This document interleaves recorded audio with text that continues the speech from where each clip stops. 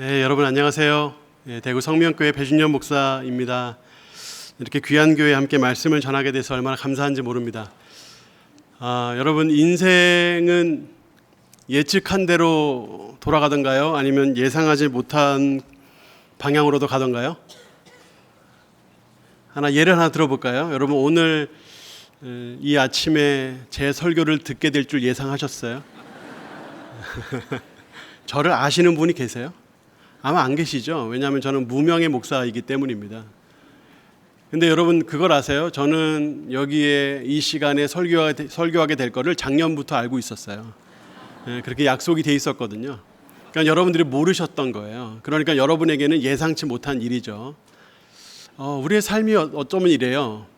다 모르기 때문에 그래요. 다 모르니까 어떤 일이 생기면 예상하지 못한 일이고 예측하지 못한 일이고 그래서 놀라고 당황하고 멈칫하고 하게 되는 거죠. 우리가 만약에 다 안다 그러면 아마 당황할 일이 별로 없을 거예요. 모든 게 다 예상이 된다면 말이에요. 근데 재밌는 게 뭐냐면 대부분의 사람들은 자기가 다 알지 못함에도 불구하고 다 안다고 생각을 해요. 그래서 다 알고 내가 아는 게 전부고 그렇게 생각을 하기 때문에 어떤 일이 생기면 놀라는 거예요. 내가 다 알지 못해. 무슨 일이 생겨도 이상한 게 아니야. 이런 생각을 가지고 있으면 아마 당황할 일이 없겠죠. 오늘 설교에 도움이 될 만한 영상이 하나 있는데 굉장히 짧습니다. 여러분도 한번 보신 적이 있을지 모르겠는데 같이 한번 보도록 하겠습니다. 초코파이 아홉. 몇 개 들어있다고? 아홉. 9개. 9개. 그럼 이게 뭔데? 아홉이잖아. 아홉. 아홉. 네, 이제 이 영상인데 이 아이는 한자를 몰라요. 되게 귀엽죠. 한자를 몰라요. 그래서 이걸 아홉이라고 읽는데 보셨어요? 이게 뭐야? 아홉이지 이게 뭐야? 그러니까 아빠가 정이라고 가르쳐 줬어요. 그랬더니 아이가 뭐라 그래요? 아홉 그래 또 아홉. 이게 자기가 보기엔 분명히 아홉이거든요. 그러니까 정의일 수가 없는 거예요. 이게 어떻게 정이냐 이거죠. 아홉이라 이거죠. 그러니까 아무리 이야기해줘도 몰라요. 그러니까 이게 어떻게 보면 우리의 모습이에요. 이게 아홉이지 어떻게 이게 정일 수 있냐 이렇게 얘기하면서 당황하고 또 놀라는 게 우리의 모습이죠. 저도 그런 적이 있어요. 저를 되게 당황하게 하고 놀라게 했던 문자 하나 보여드릴게요. 이 문자입니다. 어제 기독신문에 난 기사를 보고 감사한 마음이 들어 연락드려요. 제가 대구 사람이다 보니 대구에서의 변화의 바람이 감사해서 그래서 배 목사님께 감사를 전하려고 대구 성명교회에서의 변화의 바람이 대구 전체로 이어져 가길 기도합니다. 이거 누가 보내신 건가요? 네, 저 이거 보고 1시간 넘게 답장을 못했어요. 왠지 아세요? 누가 보냈는지를 모르겠는 거예요. 이찬수? 나 아는 사람 중에 이찬수라는 분이 안 계신데. 아내, 이찬수라는 분 알아? 그러니까 아내가 바로 우리 교회 집사님 아니야? 한번 교적 찾아봐 이러더라고요. 1시간 넘게 몰랐어요. 1시간 넘게. 왜냐하면 저하고 이찬수 목사님하고는 일면식도 없거든요. 저는 알죠. 저는 이찬수 목사님 알아요. 근데 이찬수 목사님이 저를 아실 리가 없죠. 아실 리가 없어요. 저는 대구에 있고 그리고 이찬수 목사님하고 만난 적이 한 번도 없으니까. 근데 그분이 저한테 연락을 주시리라고는 상상도 못했죠. 그러니까 이찬수라고 써 있는데도 그거를 읽고 있으면서 모르는 거예요. 저희 교회가 이제 한때 좀 안 좋은 일로 유명했던 교회예요. 그래서 한 10년 넘게 침체기가 있었어요. 근데 그러다가 이제 교회가 조금 이제 부흥하고 회복된다 이 소식이 들리니까 이제 기독신문의 기자님이 오셔가지고 짧게 인터뷰를 하고 짤막한 기사를 내주셨어요. 그게 한 3년쯤 됐을 거예요.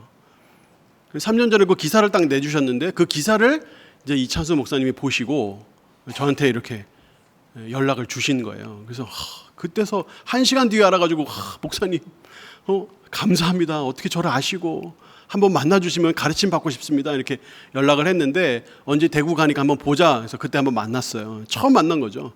TV에 있는 분이 앞에 있으니까 좀 이상하더라고요. 현실감이 없어요. 현실감이. 근데 그분이 그 바쁜 와중에 3시간 4시간을 내주시고 저랑 오랫동안 대화를 해주시면서 꿈 넘어 꿈 얘기를 하셨어요. 그래서 경상도에서도 꿈 넘어 꿈 사역을 할 건데 좀 같이 하면 좋겠다. 그래서 꿈 넘어 꿈 사역의 멘토로 같이 섬기면서 이제 목사님하고 이렇게 알게 되고, 그래서 오늘 이 자리에 오게 된 거예요. 그러니까 제가 이렇게 이곳에서 말씀을 전하게 된 데는 예상치 못한, 예측할 수 없는 수많은 일련의 사건들이 연결되어서 이렇게 된 거예요. 여러분, 우리의 삶이 어쩌면 다 이럴지 몰라요. 우리가 물론 예상할 수 있는 일들도 많지만 예상하지 못하는 일들도 굉장히 많아요. 그러니까 그런 일들이 계속 일련의 반복이 된다는 얘기는 뭐냐면, 우리가 그것 때문에 놀라기도 하고 당황도 하지만, 내가 알지 못하는 영역에서도 하나님은 우리를 사랑하고 계시고 지키고 계시고 인도하고 계시는구나, 이제 이런 것들을 보여주는 중요한 단서가 아마 될 거예요. 오늘 이 말씀, 오늘 이 시간도 마찬가지예요. 예상하지 못하는 하나님의 은혜가 여러분에게 넘치게 임하기를 예수님 이름으로 축복합니다. 오늘 말씀에 보면 예상치 못한 일을 만난 사람들이 나오는데, 먼저 마르다와 마리아예요.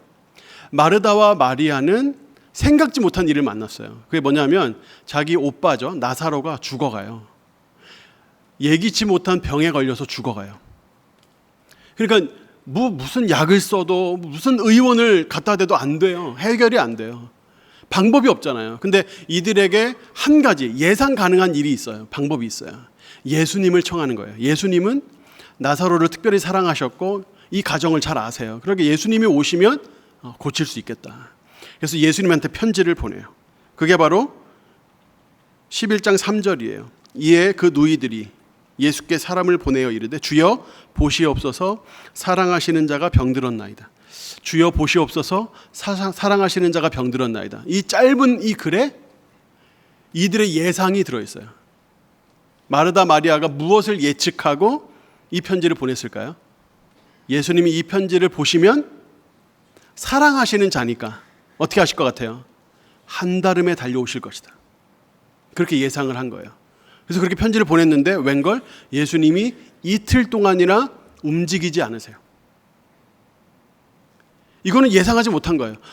나사로 우리 오빠가 우리 예수님 특별히 사랑을 많이 받았는데, 그럼 예수님 이 사실을 아시면 안 오실 리가 없는데 안 오시는 거예요. 안 오시는 거예요. 이거는 예수님에겐 뜻이 있어요. 왜냐하면 예수님은 지금 나사로가 죽기를 기다리시는 거예요. 왜냐하면 죽은 다음에 다시 살리실 거거든요. 이게 예수님에게 필요했어요. 이제 임박했거든요. 예수님이 이 십자가에서 죽으시고 부활하실 날이 임박했거든요. 이제 곧 죽으셔요. 그리고 부활하셔야 돼요. 근데 문제는 뭐냐면 제자들도 이걸 못 믿어요. 자기 바운더리 안에 이런 게 없거든요. 자기가 보기에는 이거는 있을 수 없는 일이거든요. 그러니까 아무리 예수님이 내가 바리새인들과 장로들에게 잡혀서 죽임을 당하고 부활할 거다, 이 얘기를 몇 번을 해도 받아들이지 못하는 거죠. 그러니까 예수님께는 이들이 믿게 하기 위해서 하나의 징검다리가 필요해요. 그러니까 사람도 죽어도 다시 살더라, 이거를 이들이 봐야만 하는 거예요. 이게 하나님의 뜻인 거죠. 그래서 하나님께서 예수님을 통해서 나사로를 죽도록 기다리게 하신 거예요. 죽으면 이제 가실 거죠. 그래서 다시 살리셔야 되니까. 근데 이거는 하나님의 뜻이고 마르다 마리아가 알 리가 없잖아요. 그러니까 마르다 마리아는 굉장히 고통스럽죠. 너무너무 힘들어요. 예상치 못한 일을 만나고 일이 생각대로 안 되니까 예수님이 오셔야 되는데 안 오시고 그 오빠는 죽고, 이러니까 너무 고통스러운 시간을 보낼 수밖에 없는 거죠. 나사로가 죽었어요. 이제 예수님이 움직이세요. 가서 다시 살리셔야 되니까. 그래서 제자들이 같이 가자 그래요. 근데 이거는 또 제자들에게 예측할 수 없는 일이었어요. 예상하지 못한, 놀랄만한 일. 자, 제자들이 뭐라고 하는지 보세요. 자, 11장 7절 8절. 그 후에 제자들에게 이르시되 유대로 다시 가자 하시니 제자들이 말하되 라삐여 방금도 유대인들이 돌로 치려 하였는데 또 그리로 가시려 하나이까. 여러분, 이게 무슨 말인지 아세요? 바로 앞에 10장에 나오는 말인데, 10장에서 예수님이 성전에서 수많은 유대인들이 둘러싸고 있었거든요. 근데 그 앞에서 예수님 뭐라고 하셨냐면 아버지와 나는 하나이니라, 이런 말씀하셨어요. 하나님과 내가 하나다, 그런 말씀하신 거예요. 그러니까 이거는 예수님께서 스스로 내가 바로 하나님이다, 이제 그 말을 하신 거나 다름이 없어요. 반응이 어땠을 것 같아요? 난리가 났죠. 난리가 났어요. 이 정도예요. 자, 10장 30, 31절. 나와 아버지는 하나이니라 하신대 유대인들이 다시 돌을 들어 치려 하거늘. 다시 돌을 들었다 그랬어요. 그래서 치려했다. 이거는 아주 정말 위협적인 상황인 거예요. 여기 보면 다시라 그랬죠. 다시. 한두 번 있었던 일이 아니에요. 이미 여러 번 죽이려고 했어요. 근데 이제는 너무나 분명한, 말하자면 물증을 잡았어요. 그 사람들 많은 앞에서 아버지와 나는 하나이니라. 이거는 너무나 참남한 말이란 말이에요. 그러니까 당장에 돌로 쳐서 죽여도 아무 문제가 없는 거죠. 그러니까 상황이 굉장히 위험했단 말이에요. 그래서 제자들과 예수님은 예루살렘을 떠날 뿐만 아니라 예루살렘을 포함하고 있는 유대 지방도 떠나 있었어요. 그 정도로 위험했어요. 근데 갑자기 예수님이 베다니로 가시겠대요. 베다니는 예루살렘하고 딱 5km 떨어져 있어요. 당연히 유대 지방이고요. 딱 5km 떨어져 있으니까 예수님은 가는 곳마다 소문을 뿌리시는 분이시니까 금방 알죠. 아, 예수님이 오셨다. 그러면 뭐 분노한 그 군중들이 돌 들고 올 수도 있는 거예요. 그러니까 너무나 위험한 상황이에요. 그러니까 제자들이 베다니를 간다고요? 방금도 돌에 맞아 죽을 뻔했는데 거길 또 간다고요? 이러는 거죠. 근데 예수님은 무조건 가셔야 돼요. 하나님의 뜻에 나사로 살리는 게 있거든요. 반드시 가서 살려야 돼요. 그렇게 제자들을 설득을 합니다. 11절에 보니까 이렇게 설득을 해요. 이 말씀을 하신 후에 또 이르시되 우리 친구 나사로가 잠들었도다. 여러분 이 문맥을 보세요. 우리 친구 나사로가 잠들었다. 내 친구, 내가 사랑하는 사람이 아니에요. 우리들의, 제자들의 친구이기도 해요. 제자들도 나사로 잘 알거든요. 그러니까 그 나사로가 지금 아파서 잠들어 있으니까 내가 깨워야 된다. 이 말은 죽었는데 다시 살려야 된다 이 말이죠. 근데 제자들이 뭐라고 대답을 하나요? 12절에 보니까 제자들이 이르되 주여 잠들었으면 낫겠나이다. 여러분 이게 무슨 뜻일까요? 여기에 여러분 약간의 추리력을 더해봐요. 약간의 추리력을.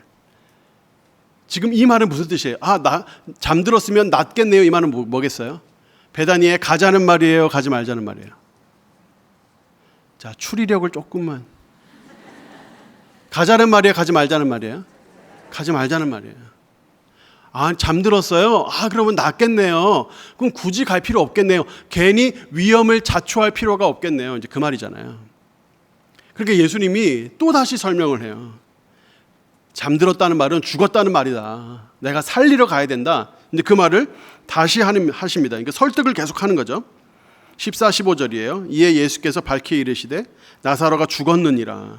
내가 거기 있지 아니한 것을 너희를 위하여 기뻐하노니 이는 너희로 믿게 하려 함이라. 이거는 너희를 위한 거야.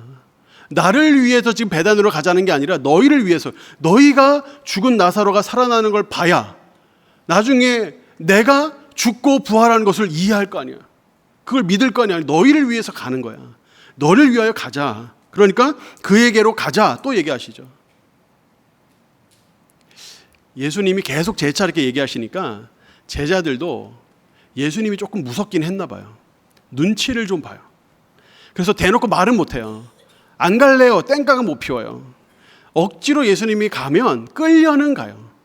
끌려는 가는데 그 와중에 제자들 중에 용기 있는 제자들이 있어요. 그 중에 도마가 있어요. 도마가 한마디를 해요. 따라는 가요. 근데 이 한마디를 하는 거예요. 가자는 말일 것 같아요? 가지 말자는 말일 것 같아요? 가지 말자는 말인데 그 말을 이렇게 해요. 16절. 디드모라고도 하는 도마가 다른 제자들에게 말하되 우리도 주와 함께 죽으러 가자. 자, 이걸 누구한테 했다고요? 다른 제자들에게 말했다고 했어요. 제가 여기서 여러분에게 한번 물어보겠어요. 여러분들이 성경을 잘 이해하나 시험해 볼 거예요. 한번 대답해 보세요. 우리도 주와 함께 죽으러 가자 하는 이 말을 제자들에게 했지만 예수님 귀에 들리게 했을까요? 안 들리게 했을까요? 100% 들리게 했을 거예요. 지금 도마가 이 말을 하는 거는 예수님을 긁으려고 하는 거예요. 안 가고 싶은데 왜 가자는 겁니까? 고집불통 예수님하고 못 다니겠네. 이런 마음이 여기에 담겨 있는 거예요. 우리도 주와 함께 죽으러 가자. 위험을 자초하러 가자. 아주 그냥 호랑이 그냥 구석으로 들어가는구나. 이런 마음으로 지금 질질 끌려가는 거죠. 예수님이 이 말 안 듣는 이 제자들, 긁어대는 이 제자들을 억지로 끌고 지금 베다니로 가시는 거예요. 베다니에 왔어요. 베다니에 왔더니 바로 알죠. 소문이 금방 퍼져요. 마르다가 예수님 오셨다 소식을 들었어요. 달려 나왔어요. 달려 나오면서 예수님에게 첫 마디가 뭘 것 같아요? 첫 마디. 오셔서 너무 감사합니다 였을까요? 아니면 왜 이제야 오셨어요 였을까요? 감사의 고백일까요? 원망의 토로일까요? 원망의 토로. 오자마자 이렇게 말합니다. 21절 말하다가 예수께 여짜오되 주께서 여기 계셨더라면 내 오라버니가 죽지 아니하였겠나이다. 왜 이제야 오셨어요 예수님? 우리 오빠 죽었는데 왜 이제야 오셨어요? 여러분 이거는 원망할 만해요. 그죠?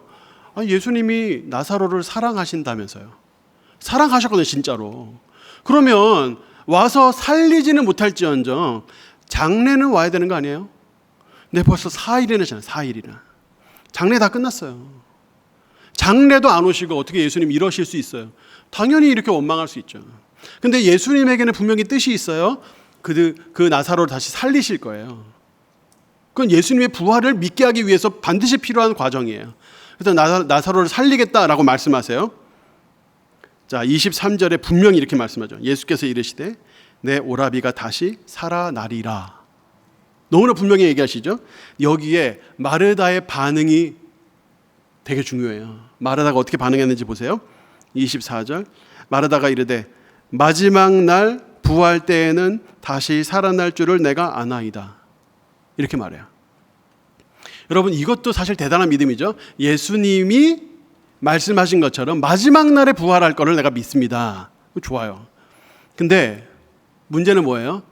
지금 당장 나사로를 다시 살리실 것은 전혀 믿지 못하고 있죠. 생각조차 안 하고 있어요. 완전히 생각 밖이에요. 아홉이라고 읽는 거예요. 계속. 이건 아홉이라는 거예요. 정이 될 수 없다는 거예요. 이건 아홉이라는 거죠. 이게 바로 마르다의 생각의 한계예요. 그래서 예수님이 또다시 이야기를 하세요. 내가 지금 살릴 거라는 말을 더 분명하게. 자, 이렇게 하세요. 25절, 26절인데 여러분 제가 지금 설교 시작하고 저만 계속 떠들고 있으니까 여러분 심심하시죠? 자, 같이 한번 읽어볼게요. 이 말씀 유명하니까 25, 26절 시작. 예수께서 이르시되 나는 부활이요 생명이니 나를 믿는 자는 죽어도 살겠고 무릇 살아서 나를 믿는 자는 영원히 죽지 아니하리니 이것을 내가 믿느냐. 자, 이 말씀을 예수님이 아주 분명하게 내가 부활이고 내가 생명이야. 마지막 날에 부활도 시키지만 지금 부활도 내가 시킬 수 있어. 내가 생명이니까. 죽어도 살아. 내가 생명이니까. 내가 부활이니까. 죽지 않는 자 영원히 살아. 내가 부활이니까. 나는 그렇게 믿어? 그러니까 믿는데요. 근데 보세요. 믿는데요. 27절에 이르되 주여 그러하외다 주는 그리스도시요 세상에 오시는 하나님의 아들이신 줄 내가 믿나이다. 믿는데요. 근데 또 도돌이표예요. 나사로가 지금 살아날 것은 전혀 못 믿고 있어요. 받아들이지를 못하는, 이해를 못해요. 여러분 이렇게 모르는 게 많은데 그게 전부라고 생각하잖아요. 그럼 이렇게 되는 거예요. 계속 아홉이라는 거예요. 정인데 이거 정이다 하고 가르쳐줬어요. 정이야. 근데 아홉, 이게 아홉이 아니면 뭐냐는 거죠. 예수님이 그리스도신 거 안다니까요. 예수님 마지막 날에 부활하실 거 안다니까요. 예수님이 마지막 때 우리 오빠 다시 살리실 거 안다니까요. 우리 예수님 하나님의 아들이신 거 안다니까요. 안다고요. 그런데 나사로가 지금 다시 살아날 것은 전혀 받아들이지 못하고 있죠. 마리아도 똑같아요. 마리아도 나중에 마리아가 오거든요. 32절에 마리아도 이렇게 말해요. 주께서 여기 계셨더라면 내 오라버니가 죽지 아니하였겠나이다. 여러분 이제 사실 설교의 흐름에 조금 사족인데 이 말씀은 꼭 한번 드리고 싶어요. 여러분이 알고 있는 모든 것이 전부다, 또는 여러분이 알고 있는 것이 최고다, 내가 경험한 것이 모든 것이다, 이렇게 생각하는 그 순간에 여러분은 어떻게 하는 거냐면 스스로 여러분을 가두는 거예요. 여러분의 생각이라는 방에다가, 사방이 막힌 방에다가 여러분들을 가두는 겁니다. 그 너머를 보지를 못하죠. 이거를 사회적인 용어로는 확증 편향이라고 그래요. 현대 사회가 사람을 그렇게 만들고 있어요. 내가 알고 있는 건, 내가 느끼고 있는, 내가 보고 있는 게 전부예요. 그러니까 그게 가장 좋아요. 그러니까 그게 전부예요.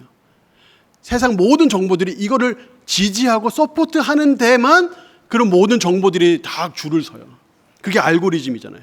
여러분들이 보는 모든 영상 자료, 보는 모든 뉴스 다 거기에 맞춰가지고 여러분에게 보여주고 있어요.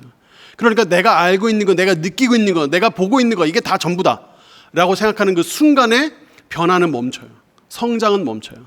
거기서 그냥 고립돼 버리고 마는 거예요. 그게 사실은 대부분의 사람들이 겪고 있는 거예요.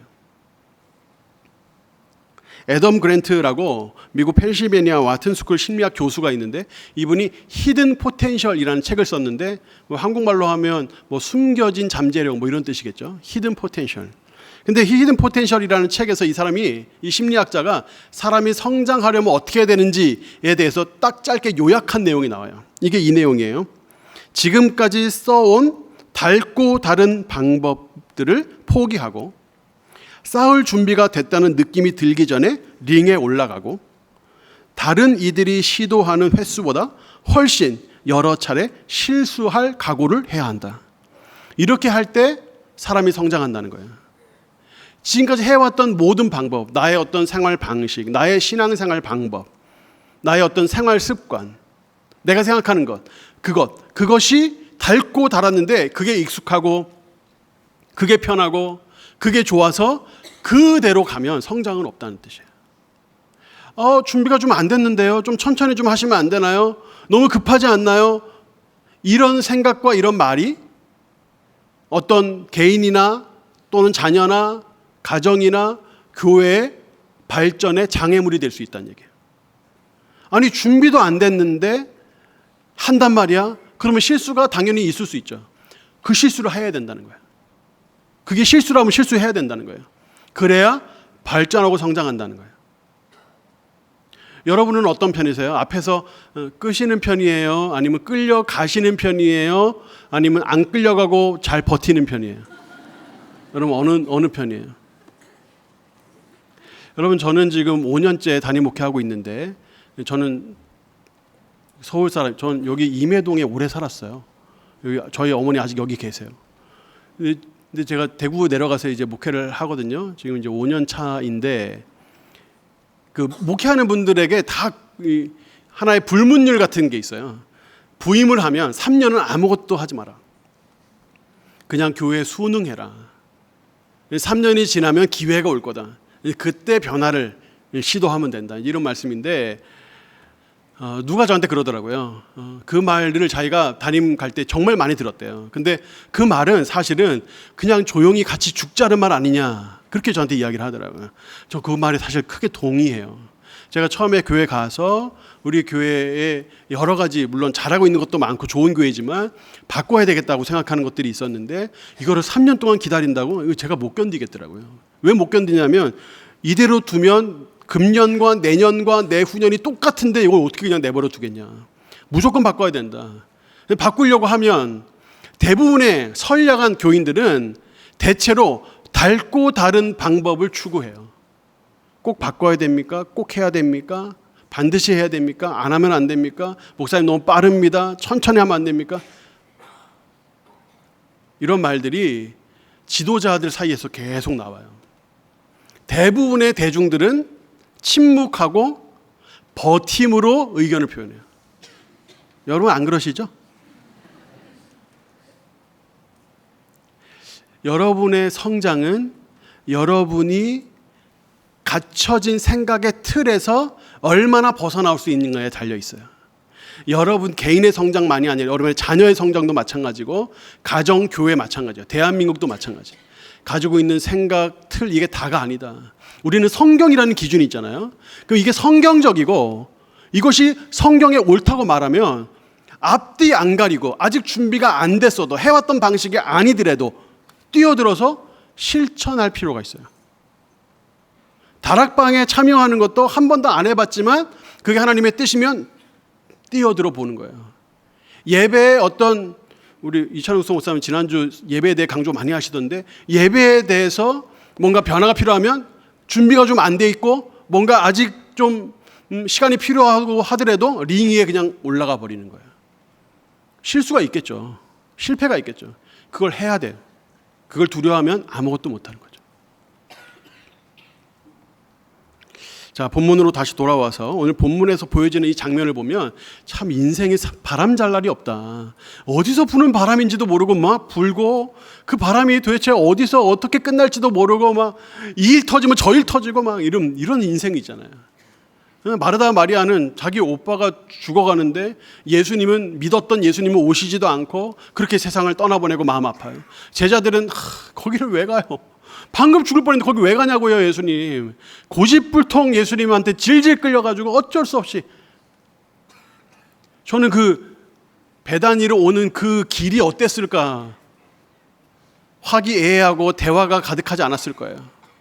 아마 예수님하고 제자들하고 뚝 떨어져서 그 3, 4일 되는 길을 막 억지로 그냥 좀 힘들면 예수님 좀 쉬었다 가죠, 막 이러면서.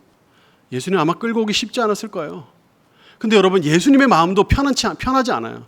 나사로 자기가 사랑하는 사람이잖아요. 근데 죽어가요. 우리도 그럴 때 있죠. 너무나 옆에 힘들어하는 걸 아는데 아무것도 해줄 수가 없어요. 그럼 얼마나 힘들어요? 근데 예수님은 해줄 수 있어요. 당장 고칠 수 있어요. 근데 그걸 참아야 돼요. 그걸 기다려야 돼요. 나사로가 죽을 때까지.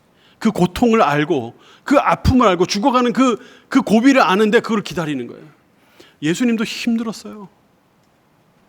이렇게 따지니까 이 장면에 행복한 사람이 하나도 없네요. 마르다 마리아 행복해요? 제자들이 행복해요? 예수님이 행복해요? 다 행복한 사람이 없어요. 다 힘들고, 다 고통스럽고, 바람 잘 날 없는 이런 인생에서 다 힘들어하고 있죠. 근데 여러분, 여기서 놀라운 게 있어요. 여기서 되고 있는 일이 있거든요. 그게 뭐겠어요?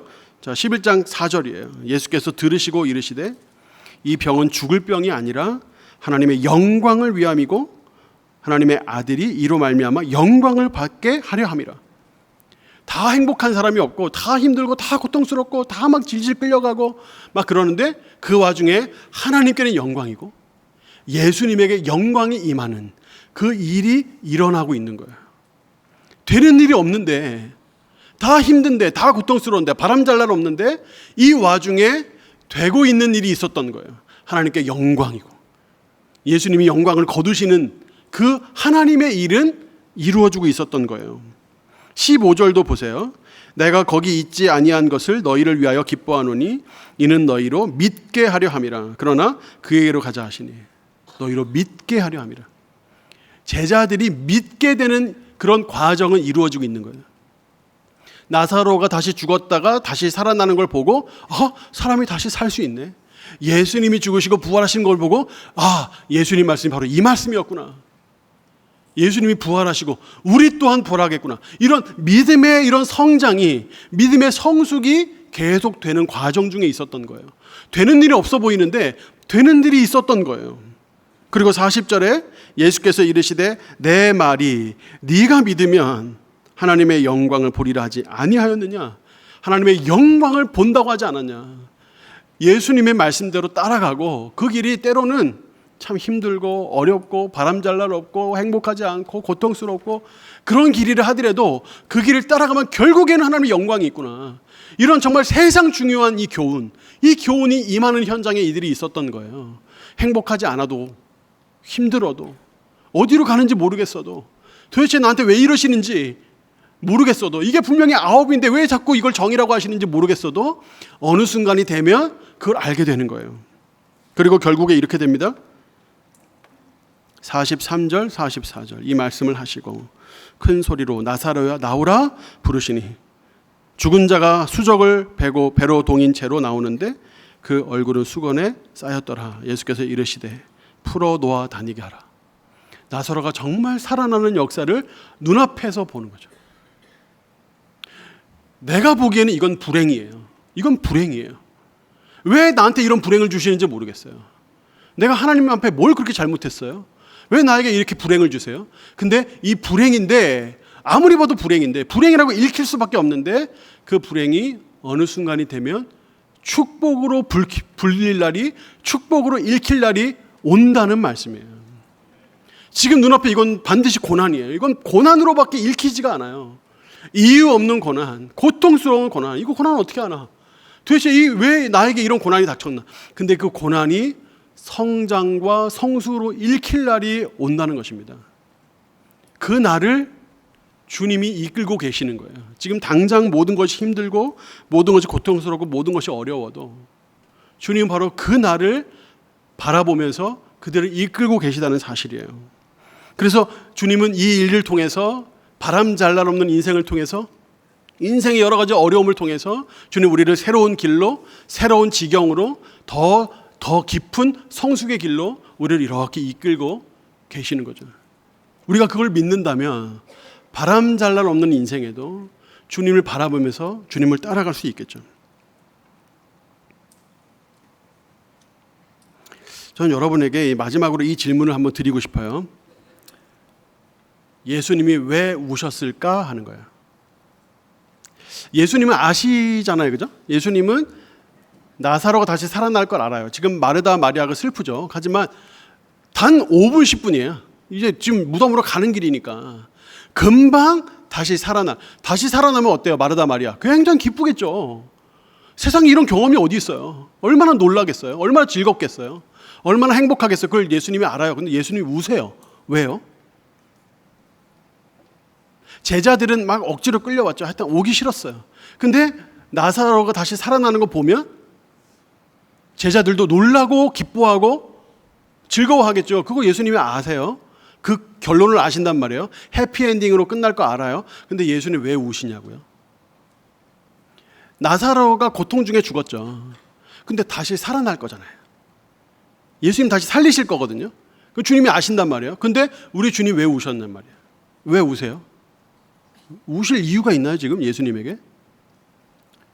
어떤 학자들은 이들의 믿음이 너무 약해서 당장 나사로를 살리실 수 있는 이 예수님의 능력을 이들이 인정해 주지 않아서 예수님이 비통하여 우셨다. 이렇게도 해석을 하는데 저는 사실 동의할 수 없어요. 왜 예수님이 우셨는가? 33절에 보면 나옵니다. 33절에 보면 예수께서 그가 우는 것과 또 함께 온 유대인들이 우는 것을 보시고 심령에 비통히 여기시고 불쌍히 여기셨다 그랬어요. 그래서 34절에 보니까 이르되 그를 어디 두었느냐 이르되 주여 와서 보옵소서 하니 예수께서 눈물을 흘리시더라. 예수님이 눈물을 흘리신 이유는 그들이 울고 있기 때문이에요. 그들이 슬퍼하기 때문이에요. 그들이 아파하기 때문이에요. 예수님은 이렇게 말씀하시는 분이 아니에요. 아니 5분 10분 기다려 보라니까 다시 살아난다고. 지금 울 일이 아니라고. 지금 왜 울고 있냐고. 지금 당장 다시 왜 못 믿냔 말이야. 따라와 보라고. 5분 10분만 기다리라고. 이렇게 하시는 분이 아닌 거죠. 예수님은 어떤 분이에요?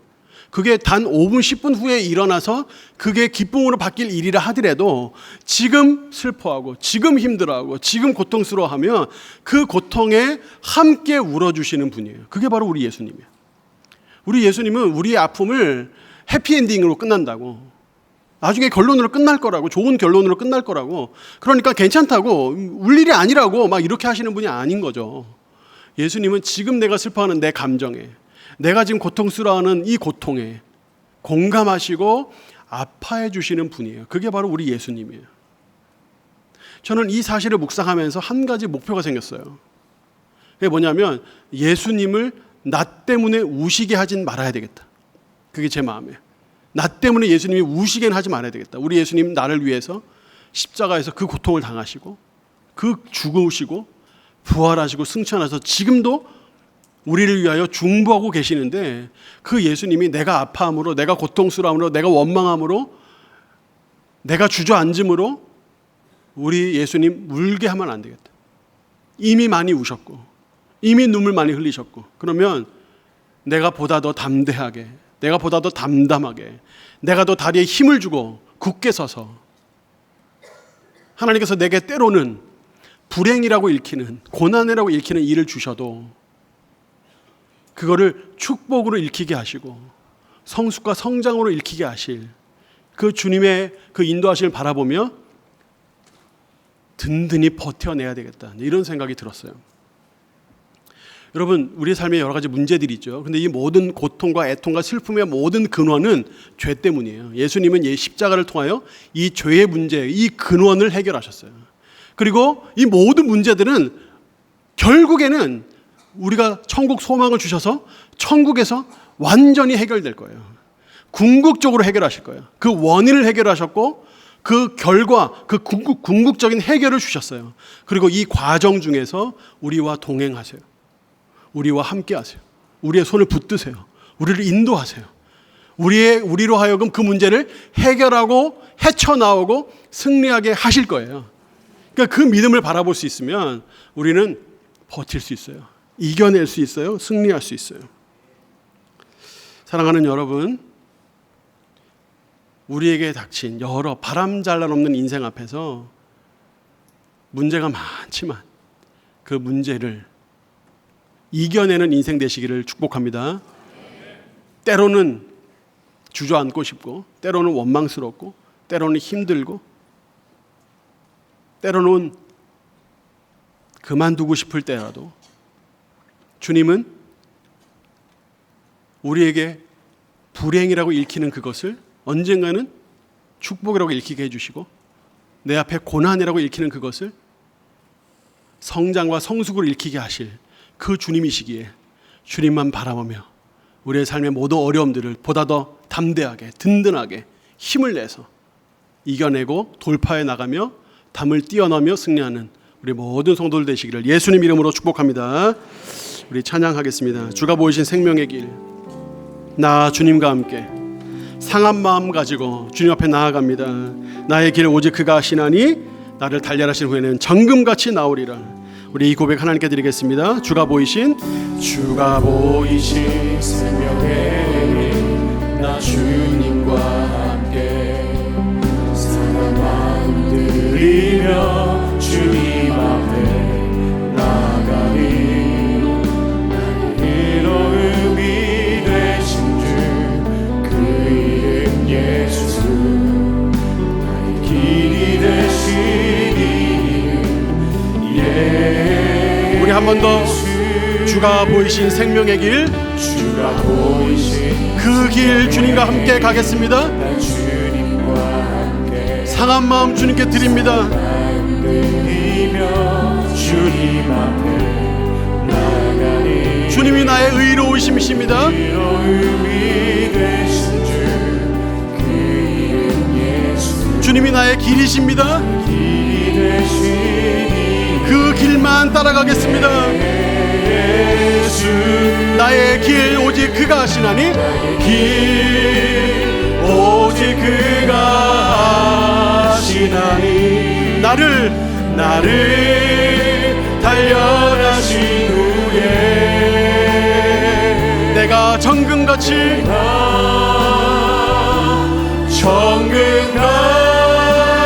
정금같이 나오. 우리 한 번 더 나의 길 오직 그가 하시나니 나의 길 오직 그가 하시나니. 나를 단련하신 후에 내가 정금같이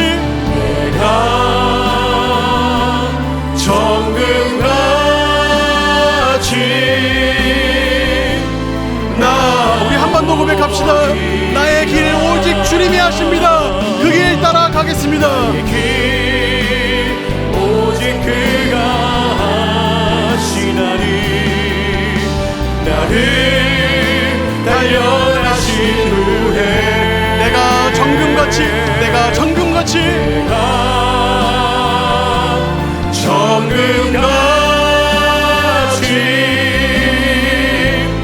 나오리라.